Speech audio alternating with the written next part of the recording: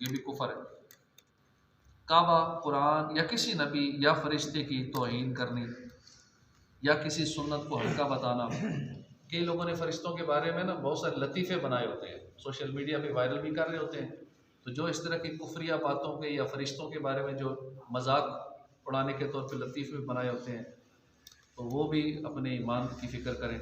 जो उसको फॉरवर्ड करते हैं या हंसाने के लिए ऐसी बातें करते हैं, इस्लाम का मजाक उड़ाते हैं, किसी नबी का, काबे का, फरिश्तों का वगैरह का तौहीन करते हैं, या किसी भी सुन्नत को हल्का जाने, सुन्नत की तौहीन कर दे, शरीयत के हुक्म का मजाक उड़ाना, और ऐसे ही इस्लाम की किसी मालूम और मशहूर बात का इनकार करना या उसमें शक करना यकीनन कुफर है।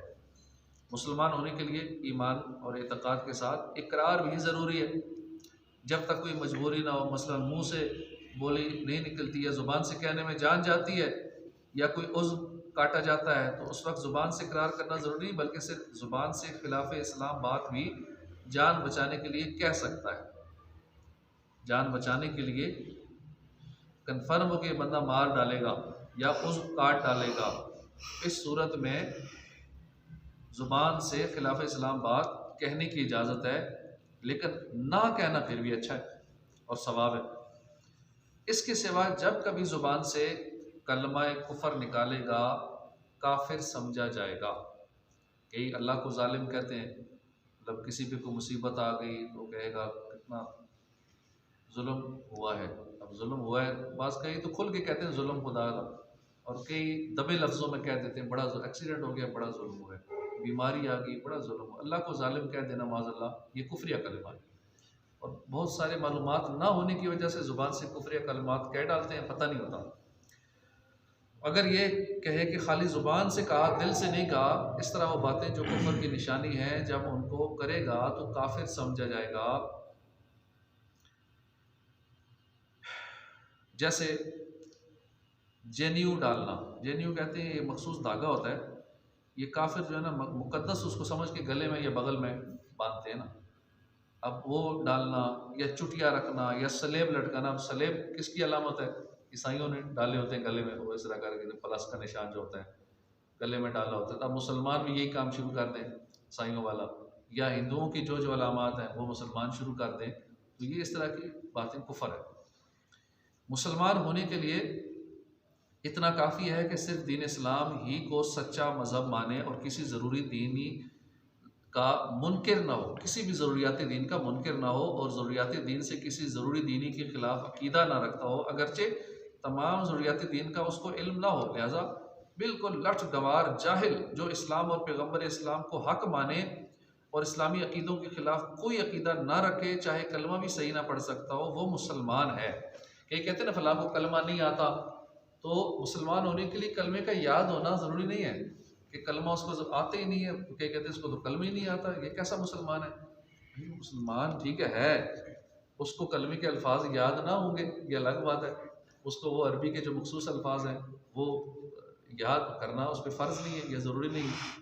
हाँ ठीक है, जब उसे समझाया गया था कि कलमे का मतलब ये है कि ला इलाहा इल्लल्लाह, अल्लाह के सिवा कोई माबूद नहीं, मोहम्मद सल्लल्लाहु अलैहि वसल्लम अल्लाह के रसूल हैं। अब किसी भी ज़ुबान में किसी ने उसको समझा दिया, उसने इसको मान लिया, तो वो दर इस्लाम में दाखिल हो गया। या किसी ने कलमा पढ़ा दिया कि चलो पढ़ो ला इलाहा इल्लल्लाह। अब कईयों को अरबी बिल्कुल नहीं आती थी, काफिरों को, उनको पढ़ाया जाता है और साथ समझाया जाता है, मुसलमान हो जाते हैं। अब उनको दोबारा सुने तो याद तो नहीं होगा ना, बाद में चलो याद करेगा तो उसे कलमा याद हो जाएगा।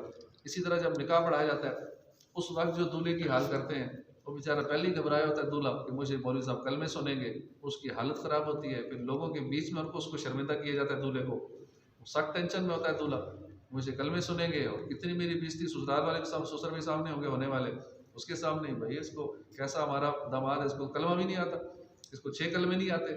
तो ये बंदे की इंसल्ट करना है लोगों के बीच में, दूल्हे की ये इंसल्ट है, इस तरह नहीं करना चाहिए। और अक्सर ये मौलवी से बात कर रहे होते हैं तो शर्मिंदा नहीं करना चाहिए, ठीक है, उसको कलमा पढ़ा दें, एहतियाती तौबा करा दें। वैसे कि अगर कोई कुफर ज़िंदगी में हो गया हो तो चलो तजदीद ईमान एहतियातन कर ले कि मेरे साथ मिल के कलमा पढ़ लें। उसको दूल्हे को यूँ कह दें कि मैं पढ़ाता हूँ, आप मेरे साथ मिल के पढ़ लें, कलमा पढ़ाए, तौबा कराए, कुफरियात से बेजार होने के जुमले कहे, तो ये कह ले, शर्मिंदा ना करें। मैंने जितने निकाह आज तक पढ़ाए हैं, कभी किसी दूल्हे से नहीं कहा 6 कलमे सुनाओ या 5 कलमे सुनाओ, वरना दूल्हे बेचारे टेंशन में होते हैं। कहीं तो पहले कान में कह देते हैं थोड़ा हाथ हलवा रखना, आते नहीं है जी, मेहरबानी होगी, मिलते करते हैं तो मैं बता दूँ यार नहीं सुनूंगा आपसे। कई बेचारे बड़े परेशान होते हैं, वो अकेले में पहले से भी कह देते हैं कि इस तरह ना करें, नहीं आते, हमें बेइज्जती हो जाएगी सबके सामने। करना भी कहीं जानबूझ के फिर बेइज्जती कराने के लिए मौलवी साहब उनको शर्मिंदा करते हैं, बीच में सुनते हैं ताकि बेइज्जती हो इसकी। ये दुरुस्त नहीं है, किसी भी मुसलमान को शर्मिंदा करना, लोगों के सामने इस तरह तहकीर करना, अतक का, वो दुरुस्त नहीं है। तो इसी तरह अगर किसी को बिलफाज कलमा नहीं भी आता तो हम ये नहीं कहेंगे तो कैसा मुसलमान, तो मुसलमान नहीं, कलमे ही नहीं याद तुझे, तो ये भी दुरुस्त नहीं है किसी को यूँ कहना। तो जो चीज़ बेशुबा हराम हो उसको हलाल जानना, और जो हलाल हो उसको हराम जानना, ये भी कुफर है। जबकि ये हराम और हलाल होना मालूम हो, मशहूर हो, या ये शख्स उसको जानता हो।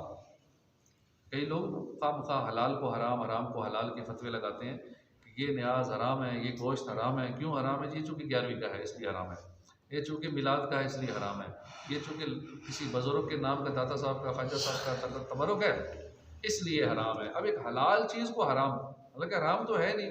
अगर बिलफर्ज बकरा ज़बह किया गया गोश्त पाकी साले सवाब के लिए, तो उस पर तो अल्लाह का नाम लिया गया, अल्लाह का नाम लेके ज़बह हुआ, और उस पर तो कोई ऐसी गैर हराम और हलाल वाली तो बात ही नहीं थी।